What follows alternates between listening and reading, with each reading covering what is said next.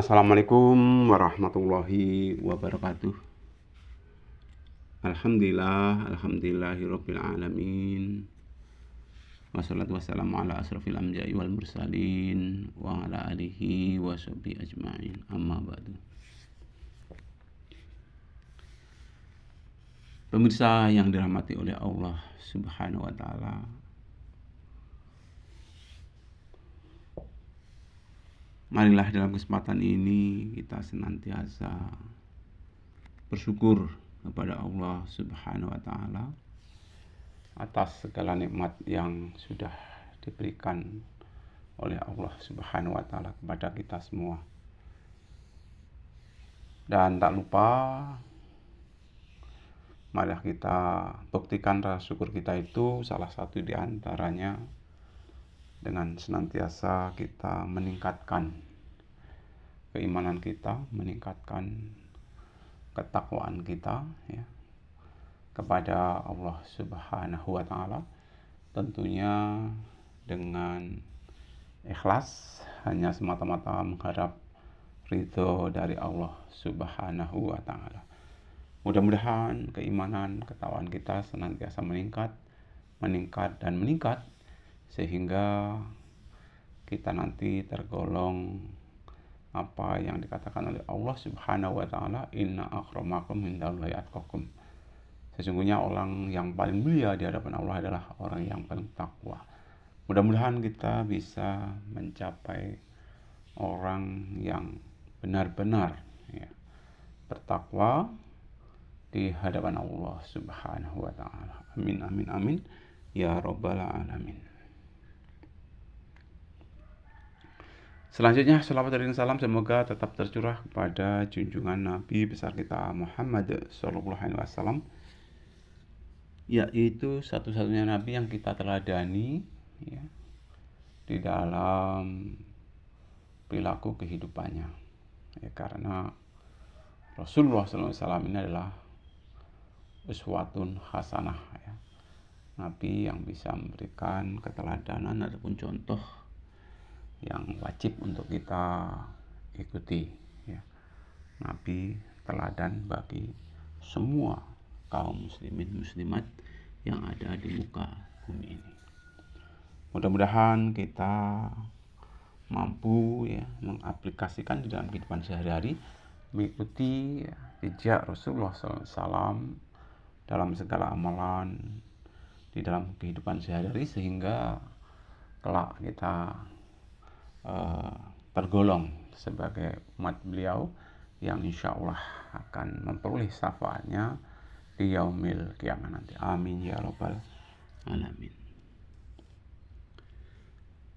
Bapak Ibu hadirin yang dirahmati Allah Subhanahu wa taala, dalam kesempatan ini juga sedikit akan saya bahas kaitannya dengan serba-serbi ilmu pengetahuan ya, baik itu ilmu pengetahuan yang sifatnya agamis, sifatnya umum ya, maupun ilmu pengetahuan yang untuk bisa membawa kita hidup di dunia sejahtera dan di akhirat bahagia. Kaum muslimin yang dirahmati Allah Subhanahu wa taala, sebenarnya hanya ada dua cara ya untuk mencapai kebahagiaan dunia dan akhirat itu, yaitu kita mengikuti apa yang ada di dalam Al-Quran dan apa yang ada di dalam Al-Hadis ya. Sesuai dengan apa kata Rasul, aku tinggalkan dua perkara kepadamu yang apabila kamu berpegang kedua perkara tersebut, maka kamu akan ya, selamat untuk selama-lamanya. Selamat di sini dalam artian akan memperoleh suatu kebahagiaan untuk selama-lamanya, yaitu selamat di dunia dan selamat di akhirat. Kaum muslimin muslimat yang dirahmati oleh Allah Subhanahu wa taala, bukan terlalu jauh sebenarnya kalau kita berharap selamat di akhirat, karena akhirat yang awal kehidupannya itu di alam kubur, itu bahagia atau tidaknya nanti itu ditentukan ketika kita hidup di alam dunia ini. Jadi di alam dunia yang sifatnya fana ini, yang sifatnya rusak ya, yang sifatnya tidak langgeng, tidak abadi, ini menentukan bahagia atau tidaknya nanti di alam akhirat ataupun alam abadi. Nah, untuk itu ya, jangan sampai kita bermalas-malas ya dalam menjalani perilaku kehidupan di dunia ini, karena Rasulullah SAW ya, itu sangat prihatin ya, sangat prihatin kalau melihat hambanya itu nanti bermalas-malas ya, bermalas-malas, khawatir penyakit yang ada di hamba-hamba Rasulullah ataupun kaum muslimin muslimat itu, Rasulullah itu prihatin kalau nanti umatnya itu punya sifat malas ya. Untuk itu ya mari sama-sama kita perangi sifat malas itu dengan sifat kita rajin ya, ataupun tidak bermalas-malas. Kalau toh masih bermalas-malas ya tentunya kita banyak-banyak istighfar ya, banyak-banyak istighfar, karena capaian kebahagiaan dunia maupun akhirat itu kalau kita bermalas-malas ya di mana ya, jelas gak akan bisa dicapai, karena itu perlu pengorbanan ya, perlu kerja keras ya, perlu doa ya. Dengan kata lain, perjuangan harus disertai dengan doa ya, insya Allah dengan perjuangan ya, kerja keras, doa, insya Allah nanti di alam dunia ini kita bisa berbahagia, dan juga nanti di akhirat pun kita juga bisa berbahagia. Kaum muslimin muslimat yang dirahmati oleh Allah Subhanahu wa ta'ala, bahagia itu ada yang bilang sederhana ya, sederhana. Manakala kita lebih baik daripada kemarin, itu sebenarnya udah salah satu kriteria bahagia ya. Jadi kita harus berusaha selalu baik, selalu baik, selalu baik, dan selalu baik ya. Bukankah kalau hari ini lebih jelek dari hari kemarin, kita termasuk orang yang rugi? Hari ini sama dengan hari kemarin, kita pun tergolong orang yang rugi ya. Apalagi hari ini lebih jelek dari hari kemarin ya, itu sangat-sangat ya. Jadi bagaimana caranya? Tentunya harus hari ini lebih baik hari kemarin, hari esok harus lebih baik hari ini, atau dengan kata lain hari esok harus lebih baik dari hari ini. Nah, bagaimana caranya? Tentu ini melalui pengorbanan dan usaha keras supaya kita tetap berbuat istiqomah di dalam melakukan suatu ibadah. Bukan hanya istiqomah, tetapi juga ikhlas hanya mengharap ridho dari Allah Subhanahu wa ta'ala. Kaum muslimin muslimat yang dirahmati oleh Allah Subhanahu wa ta'ala, Al-Quran mengajarkan kepada kita supaya kita ini menjadi orang yang betul-betul ya, takwa ya. Wa ma khalaqtul jinna wal insa illa liya'budun. Tidak aku jadikan jin dan manusia kecuali untuk beribadah ya. Jadi untuk itu ya kita nggak lepas aktivitas 24 jam setiap hari. Orientasinya supaya memperoleh ibadah itu bagaimana caranya? Tentunya nggak lupa selalu ingat kepada Allah, dan setiap aktivitas hendaknya diawali dengan doa dan disudahi dengan doa juga ya. Minimal ya kita Bismillahirrahmanirrahim itu sebagai pembuka, dan ditutup juga doanya kalau sudah selesai bekerja itu minimal Alhamdulillahi Rabbil Alamin ya, karena menurut Allah Subhanahu wa ta'ala ya. Kegiatan apapun yang dilakukan di muka bumi ini tanpa diawali dengan doa, ya, ataupun diakhiri dengan doa, tidak ada nilai ibadahnya di hadapan Allah Subhanahu wa taala.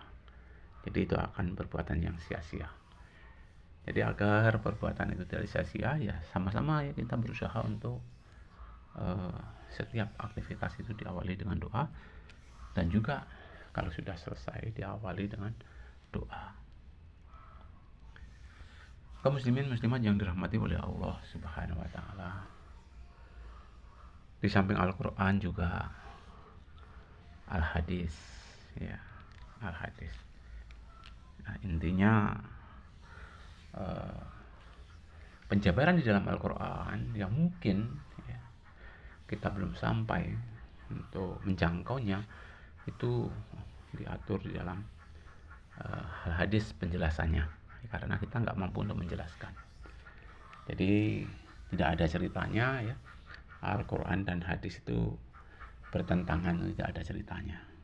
Jadi seiring sejalan, karena hakikatnya ya, hadis itu juga memperjelas daripada penafsiran-penafsiran yang mungkin kita belum sampai, pemikiran kita itu belum sampai ke sana, karena kita ini sifatnya dhaif ya, nisbi, pola pikir kita ini terbatas ya, tidak bisa menafsirkan yang sesuai dengan apa yang dikehendaki oleh Rasul ya.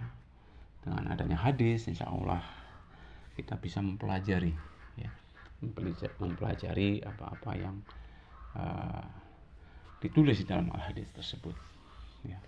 Tentunya melalui riwayat-riwayat dari para sahabat ya, dari orang-orang alim ulama. Dan tentunya kita pun berhati-hati dalam menerima hadis ini, karena semakin era globalisasi ya, kadang-kadang pembicaraan seorang sendiri dia berani mengatakan ini berasal dari sebuah hadis. Na'udzubillah min dzalik ya. Jadi kita walaupun dasarnya itu hadis, tentunya kita harus memilah dan memilih apakah hadis ini benar-benar dari Rasulullah SAW, ataupun hadis tersebut riwayatnya belum ya sesuai dengan apa yang dikehendaki para ulama, ataupun dhaif ya. Kalau bisa cari hadis yang betul-betul ya sesuai dengan yang diriwayatkan oleh para ulama yang terdahulu ya. Mungkin hadis riwayat dari Bukhari, hadis riwayat dari Muslim, dan lain sebagainya ya. Jadi jangan sampai kita terkecoh pembicaraan orang lain yang seyogianya itu bukan hadis, tapi dikatakan ini berasal dari hadis. Kita harus berhati-hati ya, kita harus berhati-hati. Kaum muslimin muslimat yang dirahmati oleh Allah Subhanahu wa taala, memang secara teori ya, kalau digambarkan secara statistik ya, keimanan dan ketakwaan kita itu meningkat dan meningkat ya. Dinamisnya meningkat ya, nggak naik turun secara teori. Tapi praktek dalam kehidupan sehari-hari kadang-kadang mungkin bisa jadi ya naik turun, kadang-kadang bisa seperti itu. Nah, ketika mungkin karena iman kita turun, ya tentunya kita berusaha bagaimana caranya supaya tidak betul-betul turun secara drastis ya. Bagaimana caranya? Ya mungkin waktu kita bermalas-malas ya, itu mau ini malas, mau itu malas, mau ini mau malas, mau itu malas ya, mau menjalankan perintah ini itu malas. Nah, tentunya kita banyak-banyak istighfar dan memaksakan diri ya. Memaksakan diri sendiri itu nggak apa-apa, tapi kita nggak boleh memaksa orang lain, karena kalau nggak kita paksakan, kita nunggu sampai kita ini betul-betul misalnya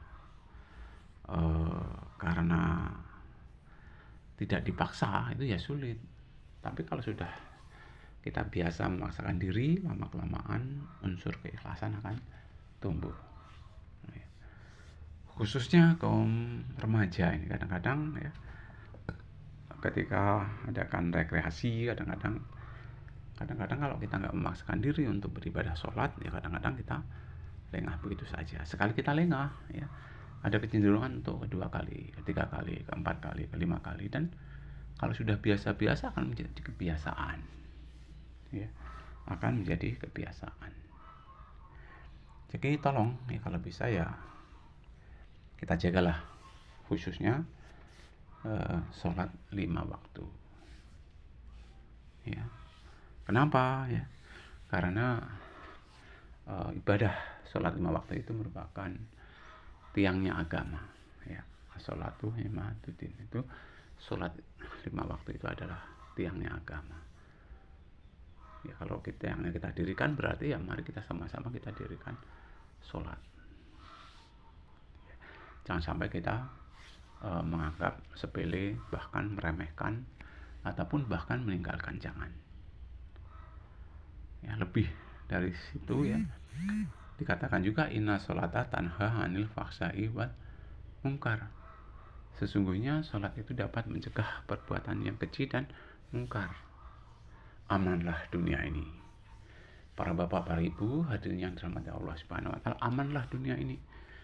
Kalau semua orang, khususnya muslim-muslimat ini ya sudah mengamalkan sholat dengan baik dan benar. Karena apa? Dengan sudah mengamalkan sholat dengan baik dan benar, insya Allah maka dia terhindar dari perbuatan keji dan perbuatan mungkar. Ya. Karena itu tadi, inna sholata tanha anil fahsya'i wal munkar. Sesungguhnya sholat itu dapat mencegah perbuatan yang keji dan mungkar. Terlebih lagi, sholat itu merupakan tolak ukur. Tolak ukur yang pertama dari Allah Subhanahu wa taala nanti di alam akhirat, sebelum amalan-amalan yang lain itu dihisab oleh Allah Subhanahu wa taala. Terlebih dahulu ibadah sholatnya. Ya, kalau sholatnya baik, insya Allah ya amalan-amalan yang lain akan baik. Tapi kalau sholatnya tidak baik, bisa jadi amalan-amalan yang lain juga tidak baik. Ya. Terlebih ketika dihisab, ada dalam buku catatan dari Allah Subhanahu wa taala itu diberikan oleh Allah dengan tangan kanan. Ya, insya Allah ini pertanda bahwa amalan-amalan yang lain itu juga akan baik. Tapi kalau nanti catatan amalan diberikan tangan kiri, itu juga alamat perbuatan dosanya itu lebih banyak daripada perbuatan yang bernilai pahala. Bapak Ibu hadirin yang dirahmati oleh Allah Subhanahu wa taala, titik tekan di sini adalah masalah sholat. Ya. Sholat. Jadi ketika kita bermalas-malas untuk amalkan ibadah sholat, ya mari kita segera baca istighfar, ya. Kemudian sebanyak-banyaknya baca istighfar, kemudian ambil air wudhu, ya. Kita hendaknya melaksanakan ibadah sholat. Dan juga tentunya berusaha mengamalkan sholat ini sebagaimana yang diamalkan oleh Rasulullah SAW. Bagaimana Rasulullah SAW mengamalkan ibadah sholat ini? Ya. Dia karena memerintahkan kepada umatnya, kepada kita semua, ya, sholatlah kamu sebagaimana kamu melihat saya sholat. Ya. Nah, bagaimana caranya sholat Rasulullah? Ya, Rasulullah itu sholatnya di masjid, ya, ataupun di musola. Jadi menurut pandangan Islam, sholat di masjid khususnya yang muslim, ya, yang muslimin, yang muslimat. Ya. Kalau yang muslimat sih di rumah itu lebih baik, ya. Tapi kalau kaum muslimin, ya, itu sebaiknya ya di masjid, karena Rasulullah SAW mengamalkan ibadah sholat 5 waktu itu di masjid. Ya. Sementara mungkin yang karena situasi dan kondisi, ya, itu belum mampu amalkan ibadah sholat di masjid atau di musola, itu Allah maha mengetahui. Allah maha mengetahui. Yang penting insya Allah punya niat pada dirinya untuk mengikuti amalan ibadah seperti cara-cara Rasulullah. Suatu saat insya Allah ya, tentunya kita doakan mudah-mudahan diberi kemudahan, diberi kemampuan untuk amalkan ibadah sholat di masjid ataupun di musola. Yang mana sholat-sholat di masjid ataupun di musola itu ya di asa antero pelosok-pelosok tanah air itu biasanya dilaksanakan pada awal waktu dan berjamaah. Kenapa berjamaah? Karena kalau kita perhatikan nilai ibadah berjamaah itu luar biasa ya. Jika dibandingkan dengan sholat sendirian itu, maka nilainya ya melebihi 27 derajat. Dengan kata lain, kita sholat sendiri ya, itu nilai pahalanya itu hanya 1. Kalau kita berjamaah, nilai pahalanya itu 27 derajat ya. Jadi kepada kaum muslimin muslimat ya, dimanapun Anda berada, mari sama-sama kita galakkan ya, ibadah sholat itu berjamaah. Bagi wanita ya, alangkah sayangnya ya, jika di alam keluarga itu ada khususnya yang balik itu lebih dari 2, adalah alangkah sayangnya kalau tidak amalkan ibadah sholat secara berjamaah ya, karena kelipatannya aja 27 derajat. Nah, seandainya 5 waktu, nah tinggal mengalihkan saja ya, 5 kali 27, Masya Allah, betapa banyak pahala di dalam 1 hari 1 malam. Kalaupun sepanjang hayat kita mampu untuk amalkan ibadah sholat berjamaah, Masya Allah, nanti kita akan bisa merasakan bagaimana sih lezatnya keimanan, ketakwaan itu kepada Allah Subhanahu wa Ta'ala ya. Insya Allah kalau kita berusaha ya, karena walaupun bagaimana ya, Tuhan tidak akan merubah pendirian seseorang ataupun kaum ataupun manusia ya, satu golongan, kalau tidak kaum manusia ataupun golongan itu sendiri yang merubahnya ya. Jadi Tuhan tidak akan merubah nasib sesuatu kaum ataupun golongan ataupun seseorang kalau orang itu sendiri tidak akan merubahnya.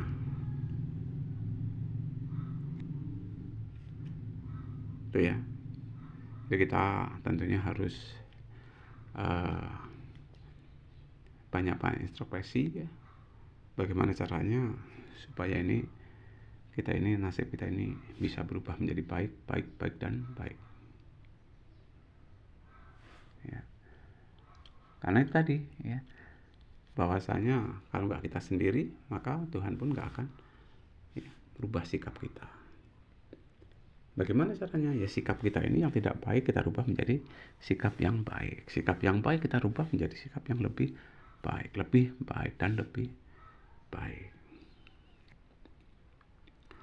Kalau selama ini kita belum mampu amalkan ibadah jamaah, ya kita berusaha. Sehari semalam bisanya hanya maghrib saja, enggak masalah ya. Kalau sudah maghrib istiqomah, insya Allah ya.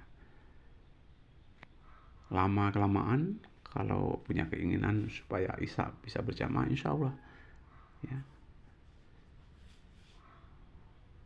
insya Allah. Karena itu tadi, la in syakartum la azidannakum wa la in kafartum min adzabi lasyadid ya. Bahwasanya kalau nggak kita sendiri ya siapa lagi. Nah kalau sudah maghrib sudah mampu istiqomah ya mohon kepada Allah, ya Allah berikan kemampuan saya untuk Isya juga berjamaah, insya Allah ya, suatu saat Isyanya berjamaah Isya sudah berjamaah, mohon pada Allah, ya Allah, berikan kemampuan saya ya, untuk bisa sholat subuh berjamaah. Nah, kalau subuh merasa sulit ya mohon kepada Allah supaya zuhurnya bisa berjamaah. Kalau zuhurnya sudah berjamaah secara istiqomah, insya Allah mohon lagi kepada Allah ya, supaya asarnya juga bisa berjamaah. Asar sudah bisa berjamaah, mohon lagi kepada Allah ya, maghribnya berjamaah. Nah, ada 4 sholat sudah dilaksanakan ya, isya ya, zuhur, asar, maghrib sudah dilaksanakan, tinggal subuh.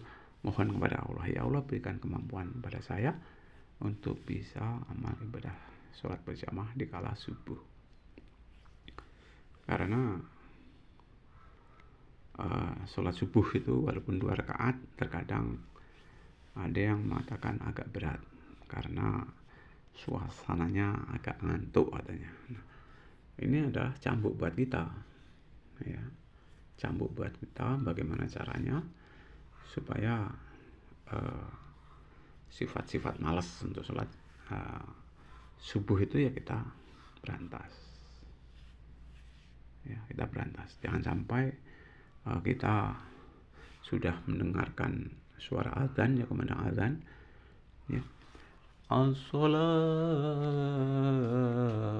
khairum minan naum. Nah itu ya, itu diulangi sampai 2 kali ya, as-salatu khairum minan naum. Nah itu sampai diulangi 2 kali. Kita dengar ya, tapi terkadang ya sebenarnya kita juga tahu artinya ya, sesungguhnya sholat itu lebih baik daripada tidur. Kita tahu makna yang terkandung dalamnya ya. Tapi terkadang ya, mungkin karena situasi kondisi ya, karena kondisi fisik, kondisi pikiran, kondisi keimanan ya kurang begitu fit ya, sehingga amalkan ibadah sholatnya masih tetap di rumah. Nah, kalau kita sudah dengar as-salatu khairum minan naum ya, yakinlah bahwa sholat itu lebih baik daripada tidur ya. Ya tentunya mari sama-sama ya berusaha kita mengambil air wudhu ya, sholat sunnah sebelum subuh berjamaah itu ya, sholat berjamaah subuh itu di masjid ya. Kita kadang-kadang amalkan ibadah sholat sunnah ya. Ada yang mengatakan sholat sunnah sebelum subuh itu lebih baik ya, lebih baik daripada ibadah 1 malam suntuk. Nah, masya Allah ya, sebelum sholat subuh ada sholat sunnah ya, sholat fajar bisa ya, kita datang fajar, dan juga sholat qoblal subuh ya. Kita nggak usah mempermasalahkan yang mana, apakah yang sholat fajar apa ya sholat subuh, ataupun yang sholat witir, ataupun yang sholat tahajud. Yang penting 2 rakaat sebelum subuh ya, itu lebih baik dari ibadah 1 malam, dari ibadah 1 malam ya. Masya Allah dan Masya Allah. Kaum muslimin muslimat yang dirahmati oleh Allah Subhanahu wa taala, tentunya kita berharap ya, mudah-mudahan kita ini betul-betul menjadi orang yang takwa. Dan sebagai penutup itu Allah berfirman ya ayyuhalladzina amanu haqqa tuqatih wa la tamutunna illa wa antum muslimun. Itu panggilan kepada orang-orang yang beriman. Hai orang-orang yang beriman, takwalah kepada Allah dengan takwa yang sesungguhnya, dan janganlah kamu mati kecuali dalam keadaan muslim ya. Mungkin itu serba-serbi ilmu pengetahuan yang saya sampaikan, mudah-mudahan dapat menggugah pribadi kita masing-masing, sehingga amal ibadah kita menjadi lebih baik dan lebih baik. Mudah-mudahan kita istiqomah di dalam melaksanakan amal kebaikan. Amin ya rabbal alamin. Lebih kurang saya minta maaf. Saya akhiri, subhanallah bihamdihi, subhanallah bihamdika, asyhadu an la ilaha illa anta, astaghfiruka wa atubu ilaik. Assalamualaikum warahmatullahi wabarakatuh.